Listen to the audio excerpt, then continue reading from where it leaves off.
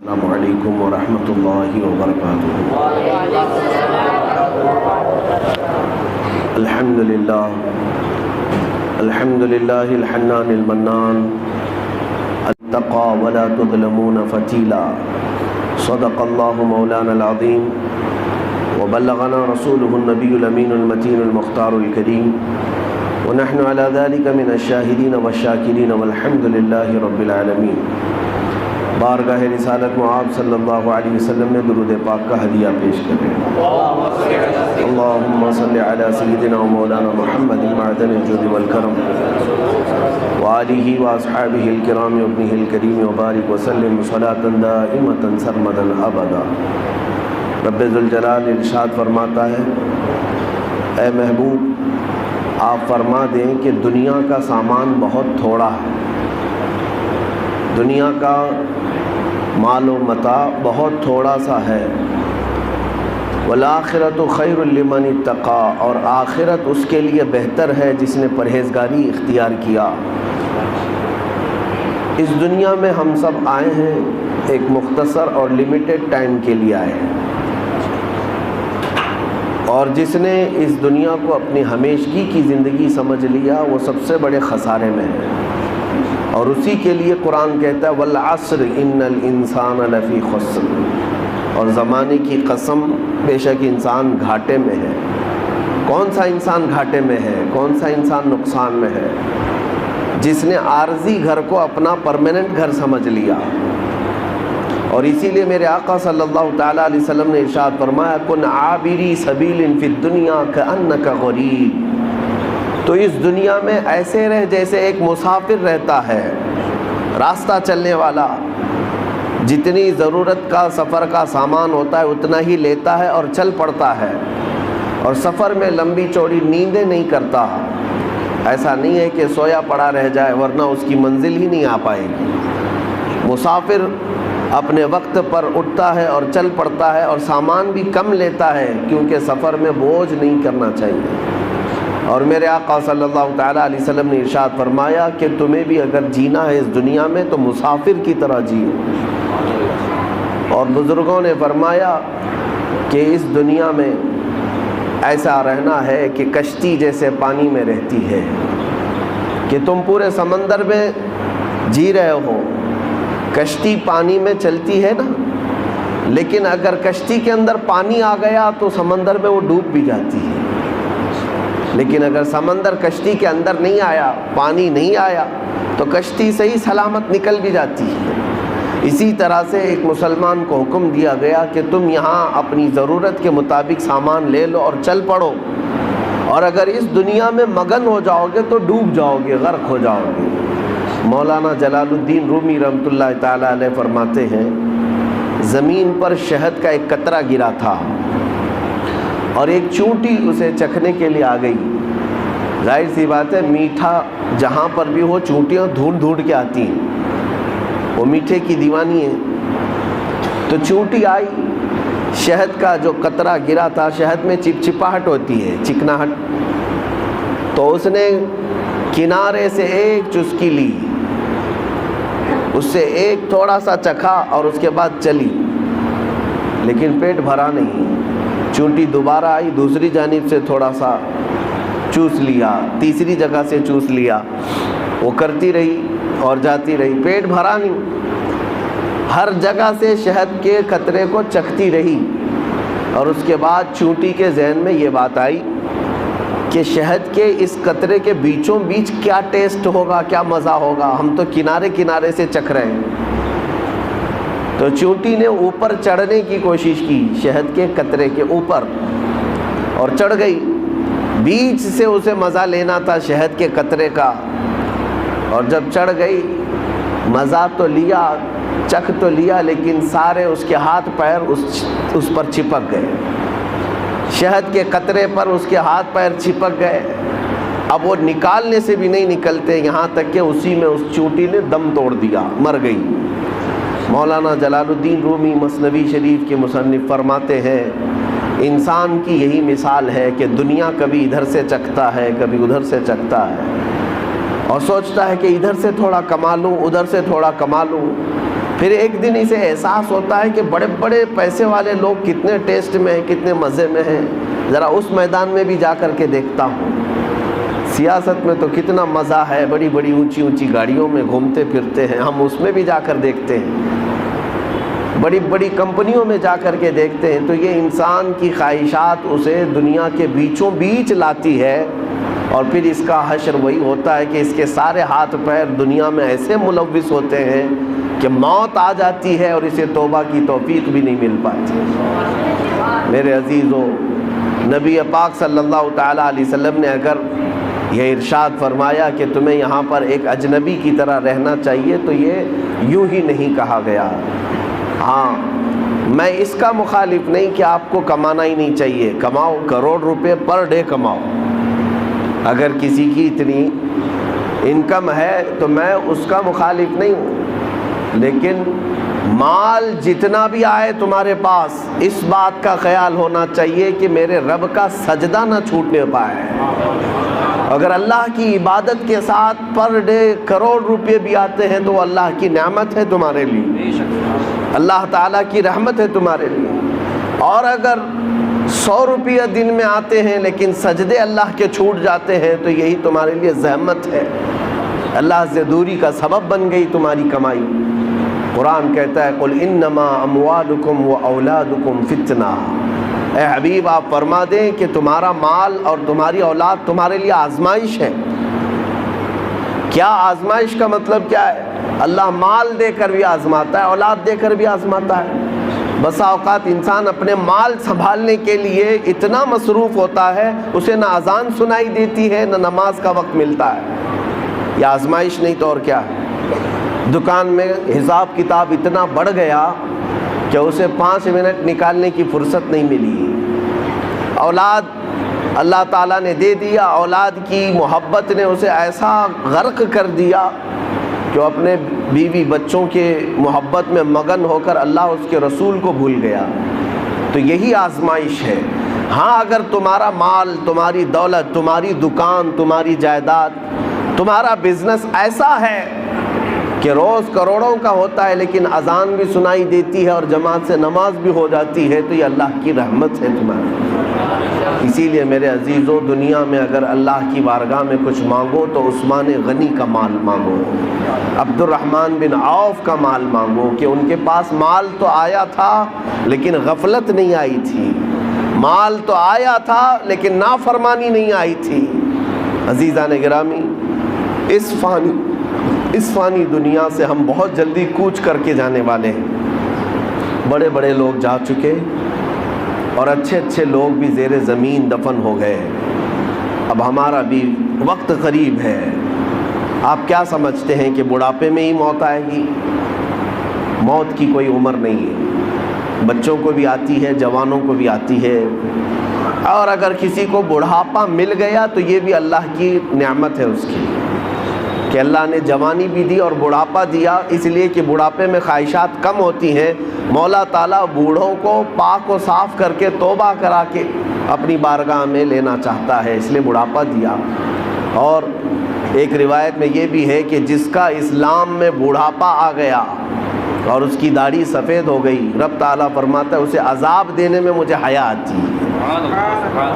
بڑھاپے کو یہ نعمت ہے، لیکن میرے عزیزو، ہر جوان بوڑھا ہو جائے یہ کوئی گارنٹی نہیں ہے، ہر بچہ جوان ہو جائے یہ بھی کوئی گارنٹی نہیں ہے۔ موت کی اپنی کوئی عمر نہیں۔ ہم نے زندگیاں جتنی گزارنی تھی گزار لیا، ہم موت سے بہت تیزی سے قریب ہوتے جا رہے ہیں۔ تمہیں پتہ ہے سیدنا حاتم اصم رضی اللہ تعالیٰ عنہ سے پوچھا گیا، آپ جب نماز پڑھتے ہیں تو آپ کے جسم پر رکت طاری ہوتی ہیں، آنکھیں بہنے لگتی ہیں، کیسے آپ نماز پڑھتے ہیں، کیا سوچتے ہیں آپ؟ حضرت حاتم اصم کہتے ہیں، میں جب نماز پڑھتا ہوں تو سامنے میں جنت کو دیکھ رہا ہوتا ہوں، پیچھے ملک الموت کو کھڑا ہوا پاتا ہوں، اور اپنے دائیں بائیں جہنم کے گڑھے دیکھ رہا ہوں۔ اگر میں آگے کی طرف نہیں بڑھا، ملک الموت تو ابھی میری گردن دبوچنے والا ہے، یا تو دائیں گروں گا یا بائیں گروں گا، اور دونوں طرف جہنم کے گڑھے ہیں۔ اس لیے مجھے خوف ہوتا ہے، ڈر ہوتا ہے کہ کسی نہ کسی طرح اس راستے سے میں نکل کر جنت تک پہنچ جاؤں۔ میرے عزیزوں، ہم تو نمازیں پڑھتے ہیں، ہمیں احساس بھی نہیں ہوتا۔ بہت سارے لوگ حساب کتاب کرتے رہ جاتے ہیں نمازوں میں۔ ملک الموت ہر دن ہر گھر پر آ کر ایک بار ضرور جاتے ہیں۔ آج بھی ہمارے گھر آئے ہوں گے، یا جہاں ہم ہوتے ہیں ہم کو دیکھ کر کے جاتے ہیں، اور جس کی موت آنے والی ہوتی ہے اسے اس دن 3 مرتبہ وہ دیکھ کر جاتے ہیں۔ برابر وقت پر اس کی روح قبض کرنی ہوتی ہے، اور وہ 1 منٹ نہ آگے نہ پیچھے کرتے ہیں۔ آج بھی ہمارے گھر اور آپ کے گھر آ کر گئے ہوں گے یا آنے والے ہوں گے، تمہیں دیکھ کر ضرور جائیں گے، اور تمہاری سانسیں جس دن بند کرنی ہے انہیں پوری طرح سے خبر ہے۔ تمہارے پاس کتنا وقت بچا ہے انہیں پوری طرح خبر ہے، لیکن تمہیں خبر نہیں، نہ ہمیں خبر ہے۔ اب یہ شعبان کا مہینہ آ رہا ہے، حضور پاک صلی اللہ تعالیٰ علیہ وسلم ارشاد فرماتے ہیں اس میں ایک رات ہے 15ویں شب۔ اگلا مہینہ جو آئے گا ابھی شعبان کا، حضور فرماتے ہیں رب تبارک و تعالیٰ 15ویں شب کو سارے لوگوں کے سال بھر ہونے والے معاملات فرشتوں میں تقسیم کر رہا ہوتا ہے، ان کا رزق تقسیم کیا جا رہا ہوتا ہے کہ سال بھر اب ان کو اتنا رزق ملے گا، اتنے معاملات ہوں گے، یہاں تک کہ کئی لوگوں کی موت کا بھی اعلان ہو چکا ہوگا، لیکن حضور فرماتے ہیں انہیں خبر بھی نہیں ہوگی، وہ اپنے شادی کا پلان کر رہے ہوں گے، وہ اپنے گھر بنانے کے چکر میں مصروف ہوں گے، جبکہ ان کو 15ویں شعبان کا اعلان ہو چکا ہے کہ ان کی موت اس سال آنے والی ہے۔ عزیزان گرام وقار، ہمارے پاس بہت لمیٹڈ ٹائم ہے، بہت مختصر سا وقت ہے، تو اس دنیا میں جب یہ تیزی سے گزرنے والا وقت ہے تو کر کے کیا جانا چاہیے؟ ظاہر سی بات ہے جب چھوٹا سا وقت ہے تو کچھ تو کریں۔ آپ سے اگر میں کہوں ملک الموت تمہارے سرانے پر آ کر کھڑا ہے اور کہتا ہے 2 منٹ ہے تیرے پاس، کیا کرنا چاہتا ہے؟ تم کیا کرنا چاہو گے؟ 2 رکعت پڑھنا چاہو گے، 1 رکوع قرآن کا پڑھنا چاہو گے، یا تسبیح لے کر سبحان اللہ پڑھ لیں، یا لا الہ الا اللہ پڑھ لیں، یا دعا کر لیں، توبہ کر لیں، استغفار کر لیں، بڑی بڑی چیزیں، یا خیرات کریں، صدقہ کریں، کیا کریں؟ 2 منٹ کا ٹائم ہے۔ بلکہ بزرگوں نے فرمایا اگر کسی کو یہ کہہ بھی دیا جائے کہ تیرے پاس 2 منٹ کا ٹائم ہے تو کیا کرنا چاہے کر لے، بعض بزرگوں نے لکھا ہے کہ وہ انہی معاملات کو سوچتا رہ جائے گا، 2 منٹ گزر بھی جائیں گے، کر بھی نہیں سکے گا، کیا کریں وہ پتہ بھی نہیں چل سکتا۔ لیکن میں آپ کو بتاتا ہوں ابھی تمہارے پاس وقت ہے، صحیح سلامت آپ بیٹھے ہوئے ہیں، آپ کی سانسیں چل رہی ہیں، آپ کے ہاتھ پیر سلامت ہیں۔ اب ہم میں سے کسی کو پتہ نہیں اب باقی وقت کتنا ہے، تو کون سی تسبیح پڑھو گے، کون سا ذکر کرو گے، کتنی تلاوت اور کتنی عبادت کرو گے؟ میں آپ کو ایک نسخہ دے جاتا ہوں، وہ سب سے بہترین چیز ہے، سب سے بہترین چیز ہے۔ فرمایا گیا کہ اگر تمہیں کوئی چیز مختصر سے وقت میں کر کے جانا ہے تو وہ رسول پاک کو راضی کر کے جانا۔ ایک بار حضور پاک صلی اللہ تعالیٰ علیہ وسلم سے محبت کے ساتھ یہ عرض کرنا کہ آقا میں تمہارا ہوں، آپ میری طرف نظر کرم فرما دیں۔ اگر وہ رسول راضی ہو گئے تو تمہارے ہر وقت کے لیے وہ اللہ کی بارگاہ میں سفارش کریں گے۔ باقی ہماری تسبیح جاتی ہے کہ نہیں جاتی یہ بھی ہمیں معلوم نہیں، کر تو لیا عبادت لیکن قبول ہوتی ہے نہیں ہوتی یہ بھی نہیں معلوم، لیکن اگر اللہ کا نبی راضی ہو گیا تو ہمارے سفارش کے لیے وہ کافی ہو جائے گا۔ میں آپ کو بتاؤں ایک نوجوان کی زندگی، مدینہ طیبہ میں یہودی لڑکا تھا، ماں باپ دونوں یہودی ہیں، بیٹا 22 سال کا، ایک بار مسجد نبوی کے پاس سے گزر رہا تھا، رسول پاک صلی اللہ تعالیٰ علیہ وسلم صحابہ کے درمیان بیٹھے تدریس فرما رہے تھے، انہیں تعلیم دے رہے تھے، اور یہ مسجد نبوی کے دروازے کے باہر سے گزرتے گزرتے ایک بار اس کی نظر حضور پر پڑ گئی۔ نبی پاک صلی اللہ تعالیٰ علیہ وسلم کو دیکھتا کھڑا رہ گیا، اور حضور پاک صلی اللہ تعالیٰ علیہ وسلم کی شیرنی گھولنے والی وہ میٹھی آواز کانوں پر ٹکرانے لگی تو کھڑا سنتا رہ گیا حضور کی آواز۔ اور کافی دیر تک جب دل میں مٹھاس پہنچی تو گھر گیا۔ ظاہر سی بات ہے حضور کا وہ حسین چہرہ کوئی ایک بار دیکھتا تو ہی فدا ہو جاتا تھا۔ یہودی اپنے ماں باپ سے کہہ نہیں سکتا تھا۔ گھر گیا اور اس کے بعد بے چینی بڑھتی رہی۔ دوسرے دن آیا، پھر مسجد نبوی کے دروازے کے باہر کھڑا ہو کر حضور کو سنتا تھا اور دیکھتا تھا، بس اتنا کام تھا۔ چند دنوں کے بعد کسی نے دیکھ کر کے اس کے ماں باپ کو خبر کر دی کہ تمہارا بیٹا تو محمد کے پاس جاتا ہے صلی اللہ علیہ وسلم، تمہارا بیٹا، تم تو یہودی ہو لیکن تمہارا بیٹا محمد صلی اللہ تعالیٰ علیہ وسلم کو دیکھنے جاتا ہے، ان کی تقریر سننے جاتا ہے۔ تو باپ کو بڑا غصہ آیا اور اس نے پوچھا کیا تو محمد کے پاس جاتا ہے، مسجد نبوی کے پاس جاتا ہے؟ بیٹے نے کہا ہاں، ان کی باتیں مجھے اچھی لگتی، ان کا چہرہ مجھے بڑا اچھا لگتا ہے۔ لیکن باپ نے سختی کیا کہ آئندہ اگر تو جائے گا تو میں تیرے ساتھ سخت سزا کا معاملہ کروں گا، لیکن یہ محبت ہوتی ایسی ہے، اور وہ بھی میرے مصطفیٰ سے ہو۔ اس زمانے کے ہم نے واقعات دیکھے ہیں، ساری دنیا کو صحابہ نے چھوڑ دیا مگر چہرے رسول کو کبھی نہیں چھوڑا۔ اس نوجوان کے ساتھ بھی یہی ہوا، 2 دن گھر میں رہا، تیسرے دن پھر نکل کر کے آیا، مسجد نبوی کے باہر کھڑا حضور کو دیکھتا رہا۔ باپ آیا ڈھونڈتے ہوئے، دیکھا جب حضور کو یہ چھپ کر کے دیکھ رہا ہے، وہیں سے پکڑ کر لے گیا اور اپنے گھر پر لے جا کر زنجیریں باندھ کر قید کر دیا، قید کر کے رکھا، مارا توڑا اور کہا کہ آج کے بعد سے گھر سے باہر نہیں جا سکتا۔ اب گھر کے اندر قید تھا، چند دنوں کے بعد بیمار ہو گیا۔ ظاہر سی بات ہے کسی محبوب کو اس کے محب سے، یا کسی محب کو اس کے محبوب سے جدا کر دیا جائے، یہ بیماری بہت بڑی ہو جاتی ہے۔ وہ تڑپتا رہ گیا اور بیمار ہو گیا، کمزوری آ گئی۔ باپ نے زنجیریں کھول دیں لیکن گھر سے باہر نکلنے نہیں دیا جاتا تھا، گھر کے اندر ہی قید رہتا۔ پھر یہ بیماری اتنی بڑی جس کو فاضل بریلوی نے کیا کہا ہے، جان ہے عشق مصطفیٰ روز فزوں کرے خدا، جس کو ہو درد کا مزہ ناز دوا اٹھائے کیوں۔ یہ ایک درد ایسا ہے محبت کا کہ اس میں روز درد اور بڑھتا رہے، اس محب کو اور مزہ بھی آتا رہے۔ ایک دن ایسا آیا کہ اس کی بیماری اتنی بڑھ گئی کہ وہ بستر سے اٹھ بھی نہیں سکتا تھا، چل پھر نہیں سکتا تھا۔ حکیموں سے علاج کرایا گیا، طبیبوں سے علاج کرایا گیا، علاج کرتے کرتے مہینے گزر گئے لیکن اس کی بیماری بڑھتی گئی۔ ایک دن حکیم نے آ کر یہ کہہ دیا اس کے باپ سے کہ اب تمہارا بیٹا زندہ نہیں رہ سکتا، ایک دن کا مہمان ہے، یہ جو کھانا کھائے، جو چاہے کھلا دو پلا دو اور جو خواہش ہے پوری کر دو، یہ ایک دن سے زیادہ اب زندہ نہیں رہ سکتا۔ جوان لڑکا ہے 22 سال کا، موت کے کنویں میں جا رہا ہے۔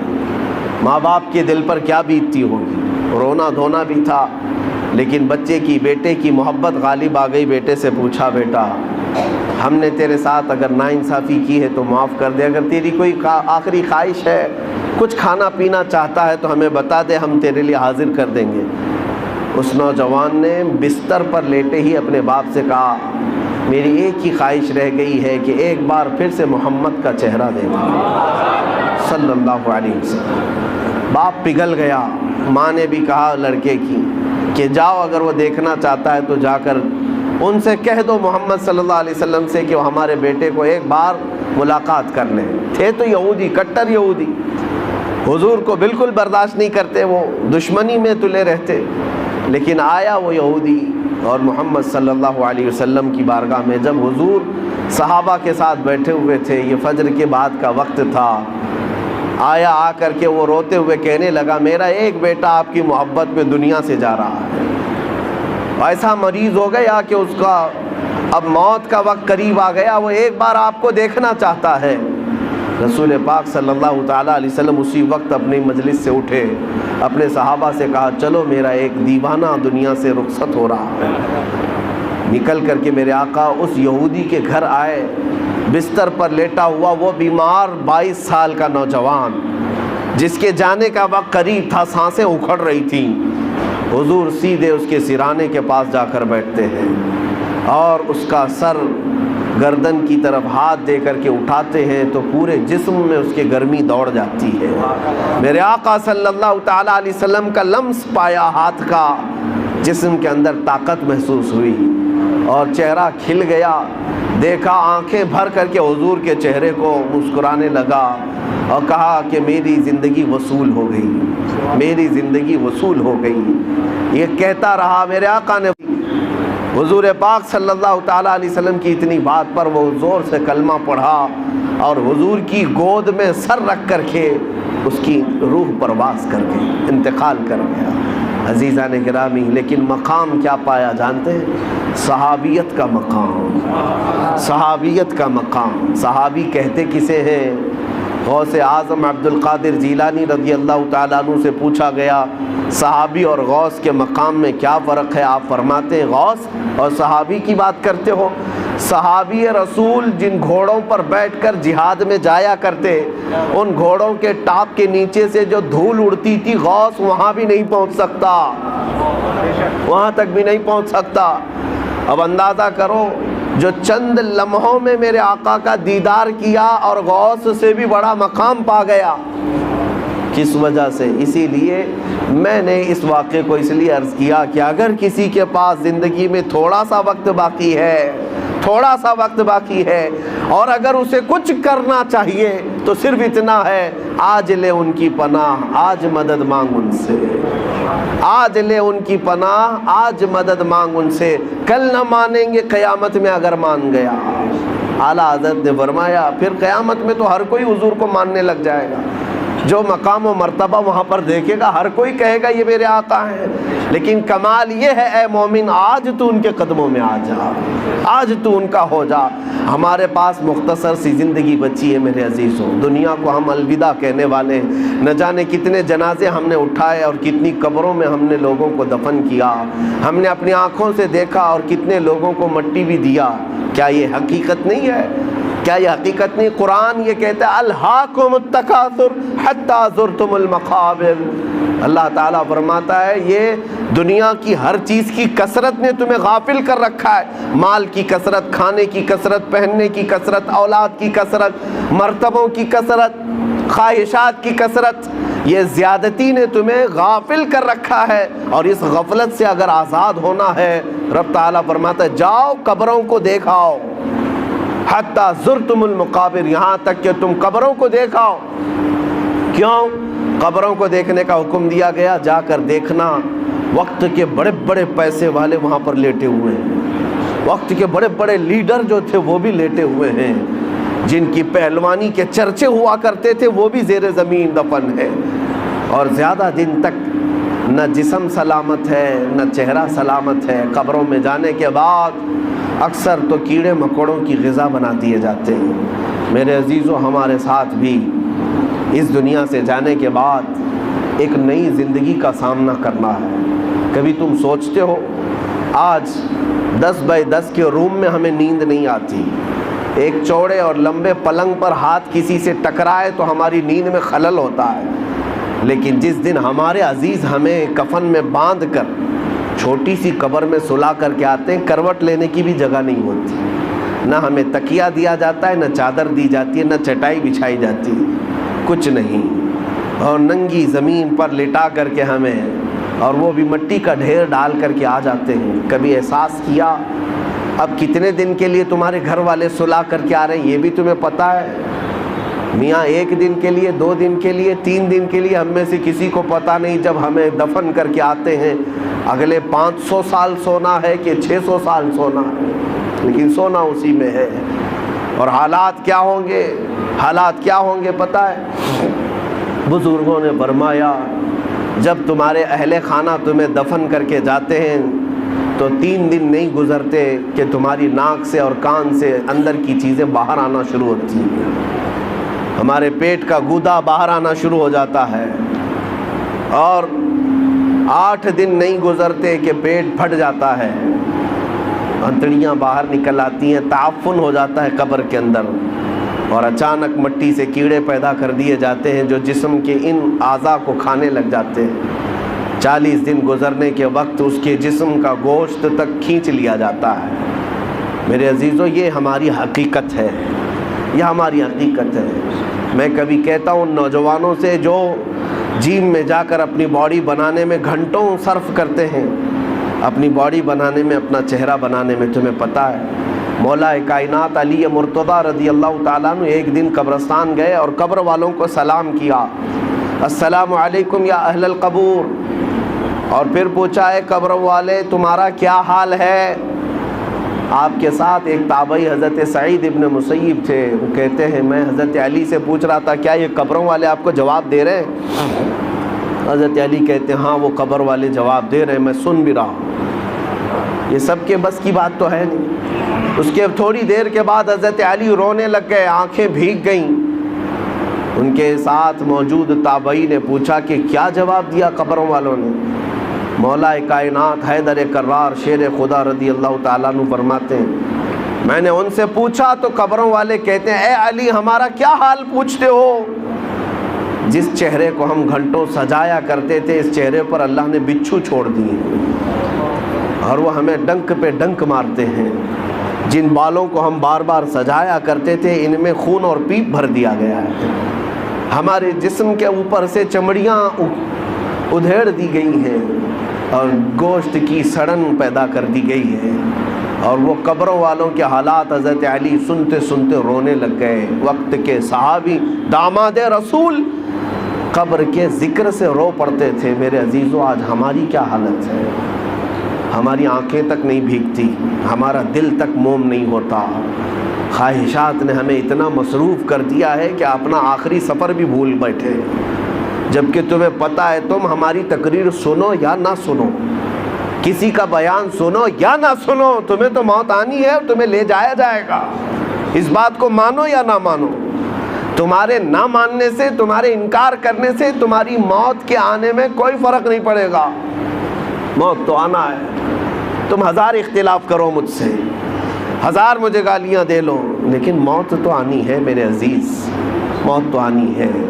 ہم نے بھاری بھرکم جسم بھی اٹھائے، بڑے پیسے والوں کو بھی اٹھایا ہے، لیکن دیکھ کر کے اس بات کا احساس ہوتا ہے کہ پورے کفن میں ایک جیب بھی نہیں رکھی جاتی، اور نہ ہی ہم اپنے عزیز مردے کو دفن کرتے ہیں تو 5 روپے 10 روپے 100 روپے 1000 روپے کی نوٹ تک نہیں رکھتے، اور رکھنا بھی نہیں چاہیے۔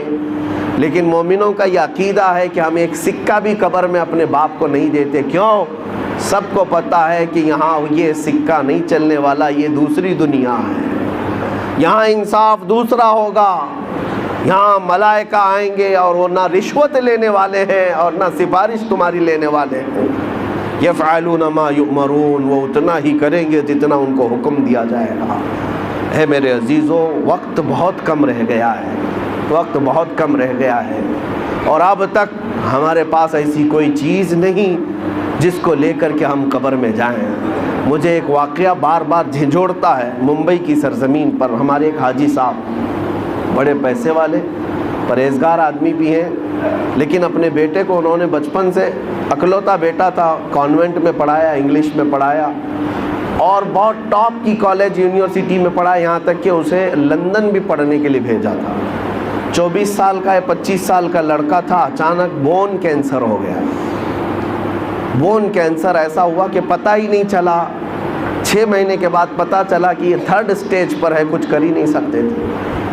پہلے تو لندن میں علاج ہوا، اس کے بعد پھر وہاں سے مایوس ممبئی لوٹ آئے۔ جب گھر آئے تو 25 سال کا جوان بستر پر ہے، گل گیا ہے، اور باپ کی حالت دیکھنے کے قابل، روتا تھا، نمازوں میں آ کر دعا کی چٹھی ہر بار۔ پھر وقت ایسا آیا، مجھے وہ بات یاد آتی، کافی سال ہو گئے، اس نوجوان لڑکے نے اپنے باپ کو ایک دن بلایا، کہا ابا جان میری اسکول کی سرٹیفکیٹ، شیلڈ، مارک شیٹ یا جو مجھے انعامات ملے تھے وہ کہاں ہیں؟ کہا باپ نے بیٹا سب سنبھال رکھا ہوں، الماری میں سب ہے، سب ہے۔ کہا میں دیکھنا چاہتا ہوں۔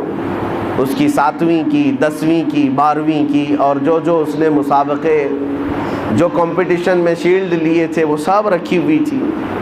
باپ لا کر کے دیتا ہے، یہ تیری 10ویں کی ہے، یہ 12ویں کی ہے، یہ کالج کی ہے، یہ تو لندن میں جو پڑھا اس کی ہے، فلاں کورس کی ہے۔ وہ بستر پر لیٹے لیٹے نوجوان دیکھتا رہا، حسرت سے اپنے باپ کو پوچھتا ہے، وہ ساری سرٹیفکیٹ دکھا کر، ابا جان مجھے بتاؤ ان ساری سرٹیفکیٹ میں کون سی ایسی سرٹیفکیٹ ہے جو میں منکر نکیر کو بتا دوں تو مجھے چھوڑ دیں؟ میں قبر میں جانے والا ہوں، میری زندگی بہت مختصر سی رہ گئی، بون کینسر، اب میں بچنے والا نہیں ہوں، لیکن بابا جان مجھے بتاؤ اس سرٹیفکیٹ میں کون سی بتاؤں منکر نکیر کو کہ وہ چھوڑ دیں گے مجھے؟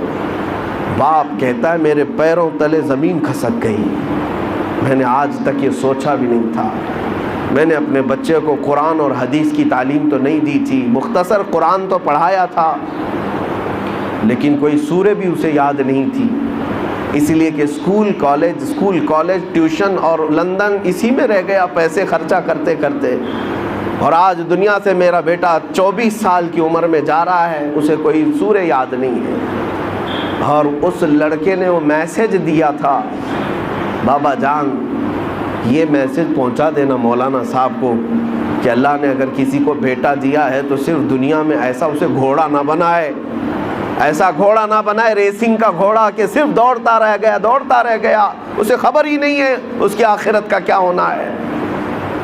کم سے کم ہر باپ اتنا تو اپنے بیٹے کو دے دے کہ وہ قبر میں میرے مصطفیٰ کو منہ دکھانے کے قابل تو ہو جائے۔ نبی پاک صلی اللہ تعالیٰ علیہ وسلم قبر میں تشریف لائیں اور پوچھیں کہ میرے لیے کیا لایا ہے، تو تمہارا چہرہ کھل تو جائے کہ یا رسول اللہ میں آپ کا ہوں، آپ کے لیے دنیا چھوڑ آیا ہوں۔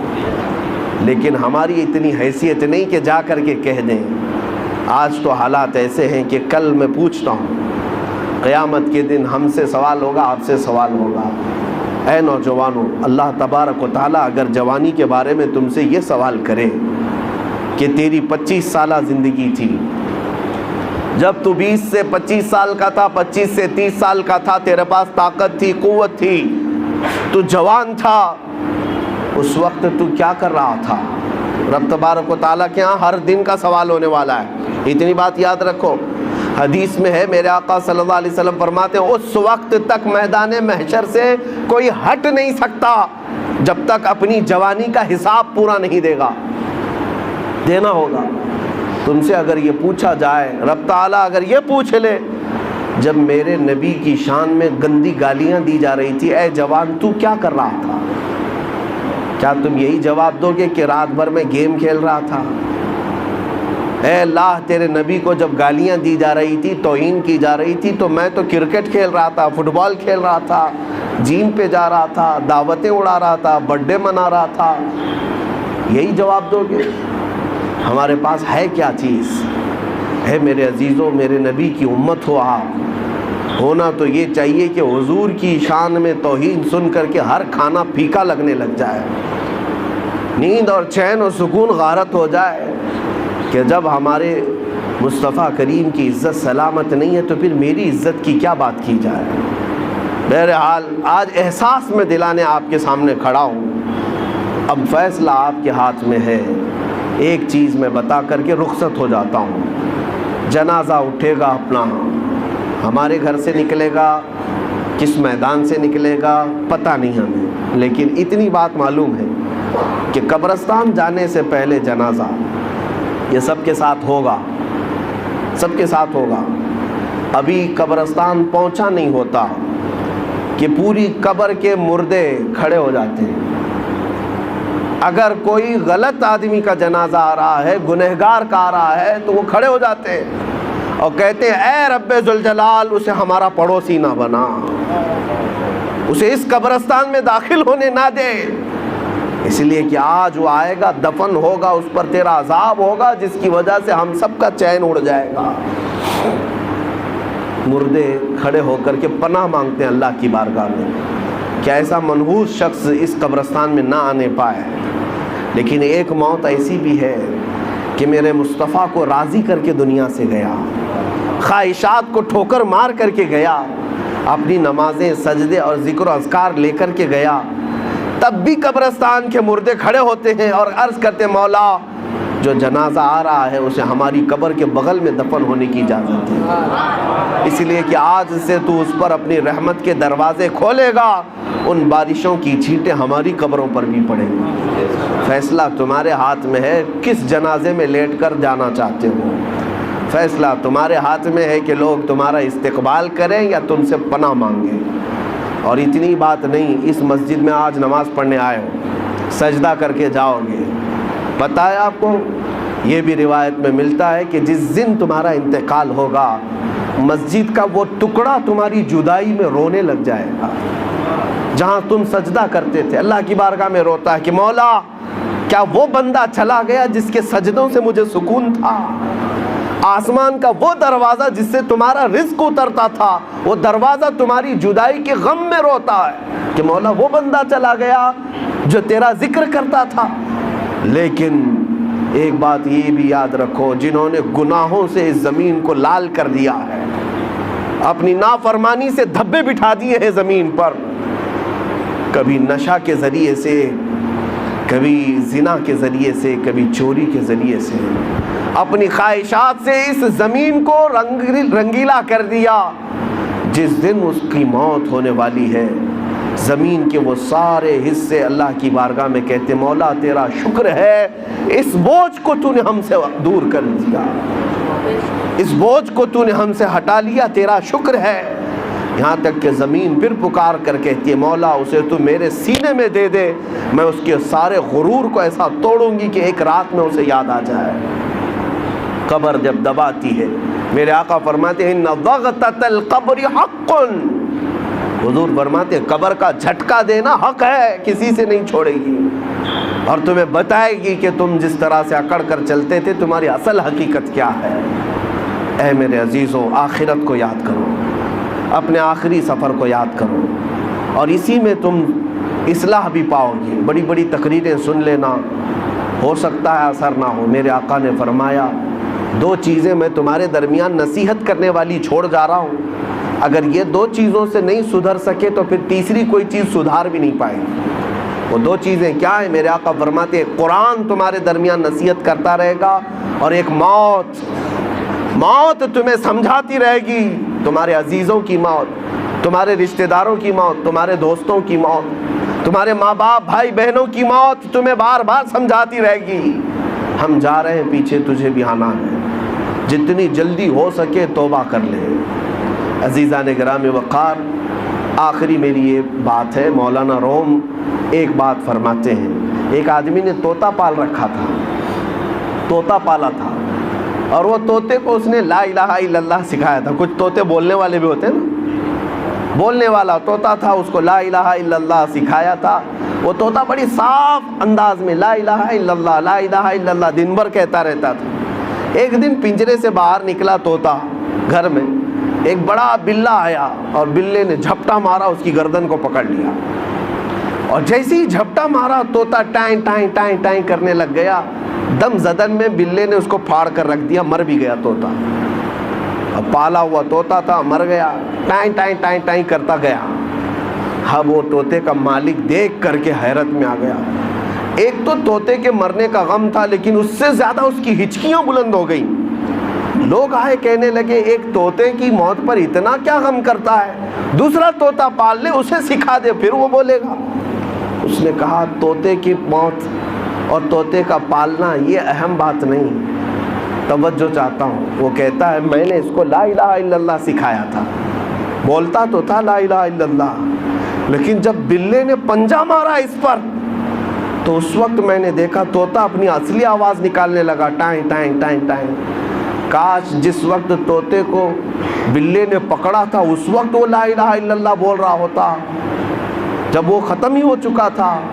اب وہ شخص کہتا ہے مجھے اس طوطے کی موت کو دیکھ کر ڈر آنے لگ گیا۔ ہم تو زندگی بھر کہتے ہیں، لیکن ملک الموت جس وقت پنجہ مارے روح نکالنے کے لیے، کہیں ایسا نہ ہو کہ لا الہ الا اللہ بھول کر کوئی اور آواز نکلنے لگ جائے۔ یہ ہوتا بھی ہے، ہوتا بھی ہے۔ کئی لوگوں کی زبان سے کفریہ جملے نکل جاتے ہیں، کئی لوگوں سے گندی گالیاں نکل جاتی ہیں موت کے وقت فرشتے کو دیکھتے ہی، اسی لیے ان کی موت برے انجام کے ساتھ ہوتی ہے۔ اللہ تبارک و تعالیٰ اچھی موت عطا فرمائے۔ من کان آخر کلامہ لا الہ الا اللہ دخل الجنہ، میرے آقا نے فرمایا جس کا آخری کلمہ لا الہ الا اللہ ہوا اللہ تعالیٰ اسے جنت میں داخل فرمائے، زندگی وصول ہو جائے گی۔ میرے عزیزوں، صرف میں نوجوانوں سے اتنا کہوں گا، بقیہ جو تمہارے پاس ٹائم ہے، لیمیٹڈ پیریڈ ہے، آؤ میرے نبی کو راضی کرنے پر چلتے ہیں، آؤ میرے آقا کو پکار کر کہتے ہیں یا رسول اللہ میں نے دنیا کے پیچھے بہت دوڑا لیا، دنیا کے اقتداء کرنے میں نے سب کچھ بدل لیا، کبھی اس کے کپڑے پہنتا تھا، کبھی اس کے کپڑے پہنتا تھا، کبھی چہرہ اس کی طرح بناتا تھا، کبھی بال اس کی طرح بناتا تھا، میں نے ساری دنیا کے بڑے بڑے ہیرو، ایکٹر، سٹار، فلم والے، ان سب کو دیکھ کر کے اپنی زندگی کو بدل ڈالا۔ میرا دیوانہ میری محبت میں آ گیا۔ کا ہر ایک کی یہ تمنا ہونی چاہیے کہ نہیں ہونی چاہیے؟ سرکار غریب نواز کی وفات کیسے ہوئی تھی؟ اجمیر محلہ میں آپ پہلی رجب کو ہی اندر جا چکے تھے اور دروازہ بند تھا، کنٹینیو ذکر کرتے رہے۔ چھٹی رجب کو اچانک آواز بند ہو گئی، دوپہر کے بعد دروازہ کھول کر کے دیکھا گیا تو آپ چارپائی پر لیٹے ہوئے ہیں اور آپ کی روح نکل چکی ہے سیدھے، ایسا لگتا تھا جیسے کسی نے غسل کر کے لٹایا ہے۔ لیکن جو روایت ملتی ہے، آپ کے مریدین نے دیکھا آپ کی پیشانی پر پسینے کے قطرات سے یہ لکھا ہوا تھا، ھذا حبیب اللہ مات فی حب اللہ، یہ اللہ کا حبیب ہے، اللہ کی محبت میں دنیا سے جا رہا ہے۔ ہمارے ساتھ بھی اتنا ہونا چاہیے کہ موت کے وقت ایک آواز آتی ہے، سورہ فجر کی آخری آیتیں، یا ایتھا النفس المطمئنہ ارجعی الی ربک راضیۃ مرضیہ فادخلی فی عبادی وادخلی جنتی۔ یہ آیتیں جو اللہ نے فرمایا یہ حقیقت میں موت سے پہلے ہر انسان کو آتی ہیں، دو طرح کی، اگر نیک ہوگا تو یہ سنے گا، برا ہوگا تو کچھ اور سنے گا۔ قرآن کیا کہتا ہے؟ اے پاکیزہ جان کے مالک، آجا اپنے رب کی طرف راضی برضا، خوشی بخوشی، آجا اب میرے بندوں میں شامل ہو جا، میری جنت میں داخل ہو جا۔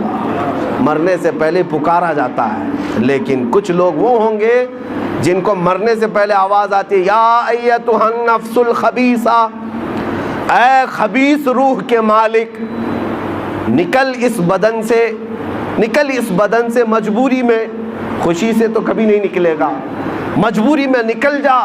اللہ فرماتا ہے میرے بندوں سے دور ہو جا اور میری جہنم میں داخل ہو جا۔ مرنے سے پہلے وہ بھی آواز آتی، یہ بھی آواز آتی ہے، فیصلہ تمہارے ہاتھ میں ہے، کون سی آواز سن کر کے دنیا سے جاؤ گے۔ مولا کریم جب ہماری موت آئے تو ہمارے کانوں میں تیرے حبیب کے نغمے ہوں اور تیرے ذکر کی برسات ہو رہی ہو اور ہم تیری دید کی تڑپ میں دنیا سے جائیں۔ اے رب ذوالجلال، دنیا کی خواہشات اور یہاں کی رعنائیوں میں ہمیں مگن ہو کر کے اس دلدل میں آوارہ نہ چھوڑ دے مولا، ایک آن کے لیے بھی ہمیں تو اپنی حفاظت سے باہر نہ فرما، جب تک زندہ رکھ تیرے حبیب کے قدموں میں زندہ رکھ، جب دنیا سے جانا ہو تیرے حبیب کی محبت میں دنیا سے اٹھا۔ وآخر دعوانا ان الحمدللہ رب العالمین۔